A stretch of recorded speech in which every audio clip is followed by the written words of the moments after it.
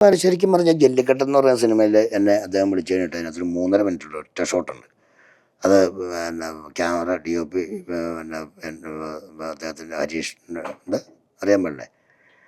അപ്പം അദ്ദേഹത്തെ അങ്ങനെ ചെന്ന് ലിജോ സാറ് ചെന്നിട്ട് ഇങ്ങനെ കാണിച്ചു തന്നു. ഇതിൻ്റെ പോലെ അടുക്കളയിൽ നിന്ന് ഇങ്ങനെ അങ്ങനെ അപ്പോൾ ഒരു 2-3 പ്രാവശ്യം ഇങ്ങനെയാണ് ഞാൻ റൂട്ടാക്കി എടുത്തൊരു 3.5 മിനിറ്റ് സിനിമ കാണുമ്പം അറിയാൻ പറ്റും. അത് വല്ലാത്തൊരു സംഭവം അത്. അപ്പോൾ അതിനകത്ത് ഞാൻ ശരിക്കും പറഞ്ഞാൽ അവിടെ ചെന്ന് ഇദ്ദേഹം കാണിക്കാനായിട്ട് ഞാൻ ഇട്ടേച്ച് പോയാലോ എന്ന് ആലോചിച്ചു ആദ്യം. അങ്ങനെ ചെയ്യാൻ പറ്റുമോ? അദ്ദേഹത്തിന് ഞാൻ ഇങ്ങനെ കുറേ നോക്കി സാറേ ഒന്നുകൂടെ ഒന്ന് പറയാമെന്ന് ചോദിച്ചു. മൂന്നാം അങ്ങനെ അദ്ദേഹം അടുക്കളയിൽ പോയി അവിടെ നിന്ന് ഇങ്ങനെ ഒരു കാര്യം ചെയ്തൊക്കെ അവിടെ നിന്നിട്ട് ഇവിടെ വന്നിട്ട് ലൈൻ കൊണ്ടിട്ട് ജനൽ തുറന്ന് നോക്കി അവിടെ പറഞ്ഞിട്ട് അവിടെ ചെന്നിട്ട് ആ മോളെ ഒന്ന് ശ്രദ്ധിച്ചിട്ട് പിന്നെ ഗോണിയുടെ അടി വന്നിട്ട് ഒരു പെഗ് അടിച്ച് അങ്ങോട്ട് ഇറങ്ങി വന്നിട്ട് ഇവിടെ എൻ്റെ ഓർഡർ കൊടുത്താൽ മതി, അത്രേ ഉള്ളൂ, വേറെ ഒന്നുമില്ലാന്ന് പറഞ്ഞ് എനിക്കൊരു എനർജിയും വന്നു. ഞാൻ അദ്ദേഹത്തെ ശരിക്കും അനുകരിക്കുക പടത്തിൽ ചെയ്ത്. ആ പടം നല്ലൊരു ഗംഭീര ഒരു വേഷം തന്ന അദ്ദേഹം ചുരുളി എന്ന് പറയുന്ന സിനിമ ചെയ്യുമ്പോൾ എനിക്ക് അതിനകത്ത് ഒരു ഇച്ചിരി വലിയ വേഷമാണ്, വലിയ വേഷം.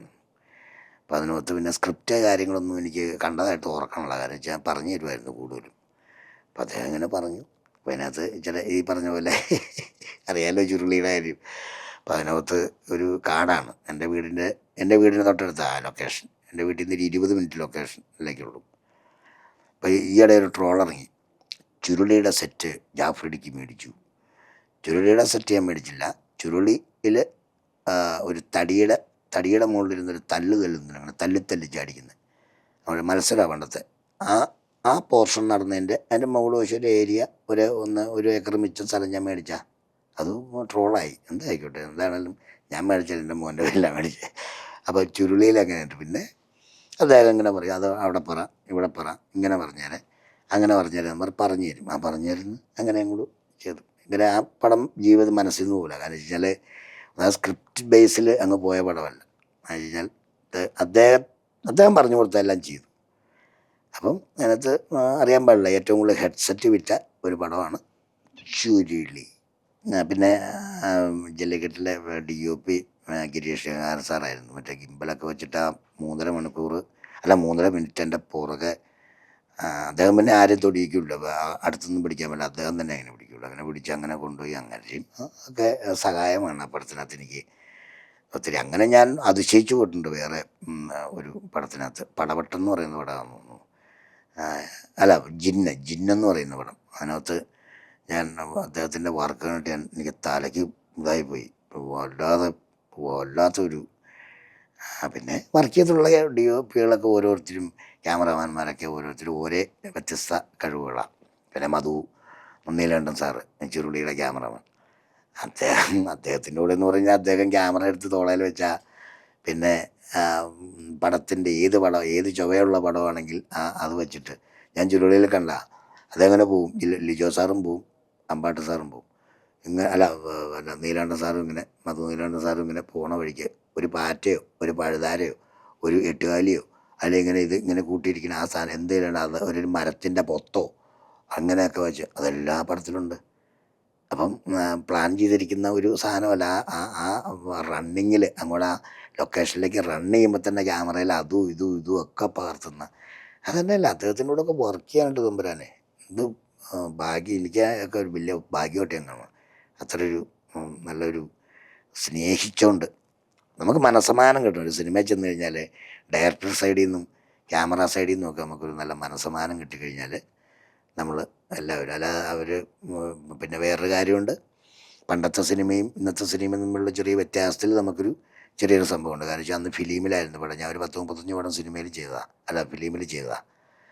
അപ്പോൾ ഇപ്പോൾ ഈ മാച്ച് പിടിക്കുന്ന ക്യാമറ വന്നു കഴിയുമ്പോഴത്തേക്കും അതൊരു സീരിയസ്നെസ് ഇച്ചിരി കുറഞ്ഞോ, മൊത്തത്തിൽ ഒരു ഉത്തരവാദിത്തം എന്നൊക്കെ പറയുന്നു. അത് തെറ്റിയാൽ പിന്നെ പിടിച്ചോളൂല്ലോ എന്നുള്ളൊരു ചിന്താഗതിയൊക്കെ.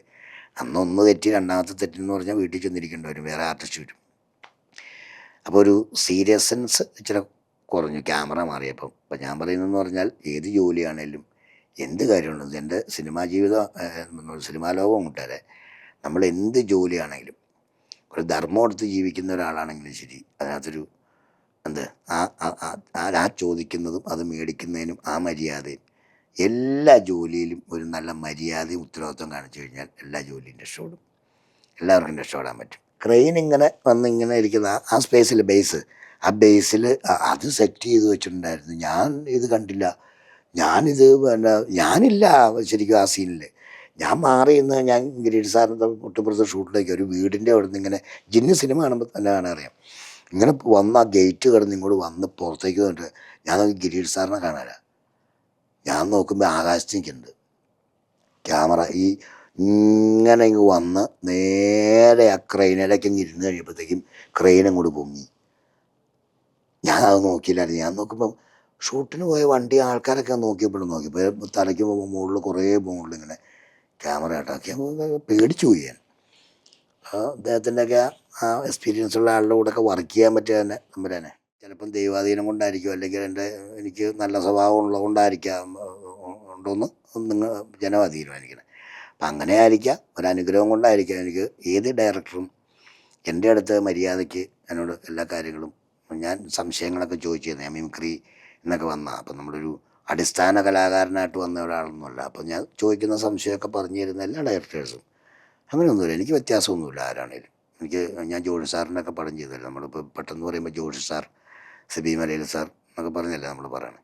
അപ്പം അങ്ങനെയുള്ളവരോട് പടം ചെയ്തപ്പോഴും നമുക്ക് വ്യത്യാസങ്ങളൊന്നും ഞാൻ കാണാറുമില്ല. അവരെന്നോട് വ്യത്യസ്തത കാണിക്കാറുമില്ല. അപ്പം എല്ലാവരും സന്തോഷമായിട്ട് പോകുന്നുള്ളൂ. പിന്നെ നമ്മൾ ശരിക്കും പറഞ്ഞു കഴിഞ്ഞാൽ നമ്മളൊരു സിനിമ എന്ന് പറയുന്നതെന്ന് പറഞ്ഞാൽ എൻ്റെയൊക്കെ ചെറുപ്പകാലത്ത് തൊട്ട് ഞാൻ കണ്ടിട്ടുള്ളതെന്ന് പറഞ്ഞാൽ തിയേറ്ററൊന്നും വലിയ ഹെവി തിയേറ്ററൊന്നുമില്ല. ഞാനൊക്കെ ഓലമേഞ്ഞും അല്ലെങ്കിൽ ടാറ് അടിച്ച പരമ്പുള്ള തിയേറ്ററിലൊക്കെ സിനിമ കണ്ടുകൊണ്ടിരുന്നത്. അപ്പം തിയേറ്ററിൽ ചെന്ന് സിനിമ കാണുക എന്നുള്ളതാണ് ഏറ്റവും വലിയ സംഭവം. അപ്പോൾ എല്ലാവർക്കും നമ്മൾ ഹോം തിയേറ്ററും കാര്യങ്ങളൊന്നും വയ്ക്കാനുള്ളൊരു സാമ്പത്തിക ശേഷിയൊന്നും കാണില്ല. സാധാരണക്കാർ കണ്ടുകൊണ്ടിരുന്ന പണ്ടൊക്കെ ടിക്കറ്റ് എടുത്ത് ഇങ്ങനെ കയ്യിൽ പൊത്തിനകത്തൂടെ കൈയിട്ട് 5 കൈ 6 കൈ, പിന്നെ കൈ വലിച്ചൂരാനുള്ള പാട്. ടിക്കറ്റ് പകുതി കീറിയിട്ട് അവിടെ കൊണ്ടുപോയിക്കുമ്പോൾ കീറാൻ നിൽക്കുന്ന ആൾ പറയും ഇത് കീറിക്കൊണ്ടാണല്ലോ വന്നത്, എന്തൊക്കെ പ്രശ്നം നേരിട്ടുണ്ടെന്ന് പറയും. അത് അവിടെ നിന്ന് കൈ വലിച്ചുകൂടിയപ്പോൾ കീറിയതാണ്. അപ്പം അങ്ങനെ തിയേറ്ററിൽ തന്നെ സിനിമ ആണ്. അപ്പം നമുക്ക് ഒരു മഹത്തായ ദുരന്തം ഉണ്ടായി, ഒരു വല്ലാത്ത ദുരന്തം. ലോക്ക്ഡൗൺ ഒക്കെ ആയ മറ്റേ കൊറോണയൊക്കെ വന്ന സമയത്ത് നമ്മളെ പ്ലാറ്റ്ഫോം മാറിയിട്ട് നേരെ OTTയിലേക്ക് പോയി. അത് നല്ല കാര്യമായിരുന്നു. അന്നത്തെ കാലത്ത് OTTയിൽ വരുന്നതും നമുക്ക് തിയേറ്ററിൽ പോകാനൊന്നും പറ്റിയല്ലോ. പക്ഷേ അത് പിന്നെ OTTയിലും വരണം, തിയേറ്ററിലും പടം വരണം. ഇനി പിന്നെ OTT പ്ലാറ്റ്ഫോം എന്നൊക്കെ പറഞ്ഞു കഴിയുമ്പോഴത്തേക്ക് അത് ഒരു കാലത്ത് നമ്മളെ ശരിക്കും സഹായിച്ചാൽ ഇപ്പോഴും സഹായിക്കുന്നുണ്ട്. ഞാൻ പറയുന്നത് ക്ലബ്ബിംഗ് ആയിട്ട് രണ്ടുപേരും ഈ തിയേറ്ററും അതുകൊണ്ട് കൂടി ഒന്നിച്ച് അതിനൊരു അലയൻസായിട്ട് പോയാൽ നല്ലതാണ്. അല്ലെങ്കിൽ പിന്നെ അത് വ്യത്യസ്തത മാറ്റി കഴിഞ്ഞ് കഴിഞ്ഞാൽ അതിനകത്ത് പ്രശ്നങ്ങളുണ്ടോ എന്ന് ചോദിച്ചു കഴിഞ്ഞാൽ എനിക്ക് അങ്ങനെ പറയാൻ പറ്റില്ല. എന്താണേലും പടം എല്ലാവരും സിനിമാ തിയേറ്ററിൽ ചെന്ന് കാണാനുള്ളൊരു സംഭവം ശ്രദ്ധിക്കുക എന്ന് ഞാൻ പറയുന്നത്.